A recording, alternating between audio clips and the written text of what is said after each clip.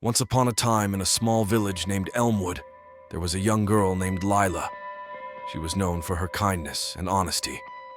Lila lived with her grandmother, who always told her, "The truth is a powerful thing, my dear. It can light up the darkest of places." One sunny morning, while Lila was walking to the market, she found a small, shiny locket on the ground. It was beautiful, with intricate designs and a tiny emerald at its center. Lila picked it up and looked around, but no one seemed to be searching for it. She decided to take it to the village square, hoping to find its owner. When she reached the market, she saw Mrs. Thompson, the baker, talking with Mr. Harold, the blacksmith. "Good morning," Lila greeted them cheerfully. "I found this locket on the road. Do you know whose it might be?" Mrs. Thompson examined the locket closely and shook her head. "I haven't seen it before," she said. Mr. Harold did the same and replied, "It doesn't look familiar to me either."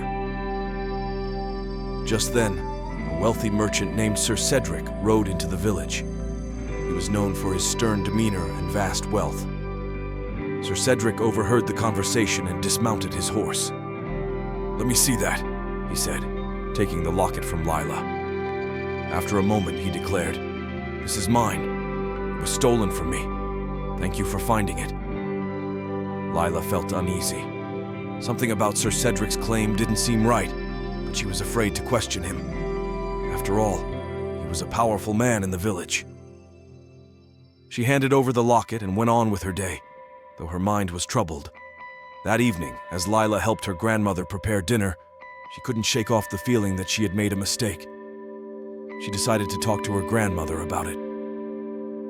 "Grandma, I found a locket today and gave it to Sir Cedric. He said it was his, but I don't believe him. What should I do?"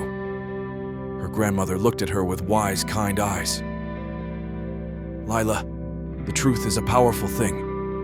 If you believe something isn't right, you must seek the truth. Only then can you make things right." The next day, Lila decided to investigate. She went to Sir Cedric's mansion and asked to speak with him. "Sir Cedric, may I see the locket once more?" she requested politely. Sir Cedric frowned but handed her the locket. Lila looked at it closely and noticed something she hadn't before, a tiny engraving on the back. It read, "To my beloved Anna." With this new clue, Lila thanked Sir Cedric and left. She went to the oldest woman in the village, Mrs. Winslow, who was known for her vast knowledge of the village's history. "Mrs. Winslow, do you know anyone named Anna who might have lost a locket?" Mrs. Winslow thought for a moment and then said, "Yes, Anna was my dear friend. She passed away many years ago, but she had a daughter named Eliza who moved away. I believe Eliza might be visiting soon for the annual fair." Lila felt a spark of hope. She decided to wait for Eliza's arrival. A week later, during the fair, she saw a woman who fit the description Mrs. Winslow had given. Lila approached her and introduced herself. "Excuse me, are you Eliza?" The woman nodded. "Yes, I am. How can I help you?" Lila showed her the locket. "I found this on the road. It has an engraving that says, 'To my beloved Anna.' Is this yours?"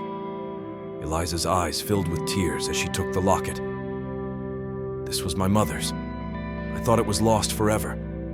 Thank you for finding it." Lila felt a wave of relief and happiness. She had followed the truth and made things right. She explained how Sir Cedric had claimed the locket was his, and Eliza's face grew serious. "Sir Cedric must have made a mistake. I will speak with him." Eliza went to Sir Cedric and explained the situation. Sir Cedric, realizing his error, apologized to both Lila and Eliza. "I'm sorry. I did not know the true owner of the locket. Thank you, Lila, for your honesty and determination." Word of Lila's actions spread throughout Elmwood. The villagers praised her for her courage and integrity. Lila's grandmother beamed with pride. "You see, my dear, the truth indeed has great power. It can change hearts and make the world a better place." From that day on, Lila became known as the girl who always sought the truth, no matter how difficult it seemed. And Elmwood became a village where honesty was cherished and truth always prevailed. This is Spiritual Wisdom Stories. Thank you so much for watching. May your path be lined with endless enlightenments and inner peace until we meet again. Stay blessed and stay connected to the wisdom within.